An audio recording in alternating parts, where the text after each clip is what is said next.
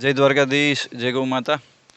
પ્રથમ તો આપ સર્વનો ખૂબ ખૂબ આભાર કે આપ સર્વે જે અમારા ખરાબ સમયમાં મદદ કરી હતી એના માટે આપ સૌને ખૂબ ખૂબ આભાર પાઠવું છું.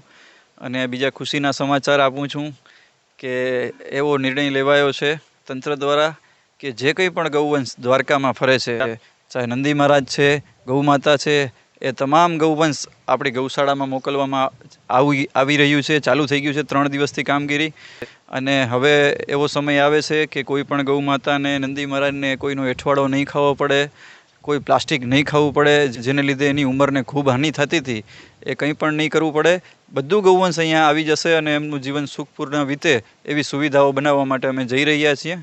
તો આપ સર્વને નિવેદન કરવાનું હતું કે આપણી ગૌશાળામાં અત્યારે 1600 જેટલું ગૌધન તો છે જ, કેમ કે આપણી સંસ્થા બીમાર ગાયોની સેવા કરે છે પહેલેથી જ.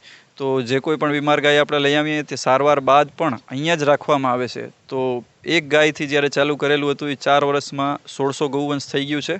અને હવે જે આ ગામનું ગૌવંશ આવશે તો 4000 જેટલી ગૌ માતાઓ નંદી મહારાજ અહીંયા બિરાજમાન થશે. તો એના માટે શેડિંગ બનાવવા, અવેડા બનાવવા, ગમાડો બનાવી, આ બધી સુવિધાઓ કરવી, એમના ભોજન માટેની વ્યવસ્થાઓ કરવી, ઘાસચારો લેવો, ગોદામ બનાવવા, આ બધી વ્યવસ્થાઓમાં અમારી ટીમ લાગી ગઈ છે. તો આપ સર્વે પણ દ્વારકાની જે ગૌ માતા છે, કાનુડાની જે ગાયું છે, એ આપણા બધાની જવાબદારી છે. આપ સર્વે પણ આનાથી જોડાવ અને આપનાથી જે બને એ સહયોગ કરો આપ અમને, એવી આપ સૌને નિવેદન છે મારું. જય દ્વારકાધીશ, જય ગૌ માતા.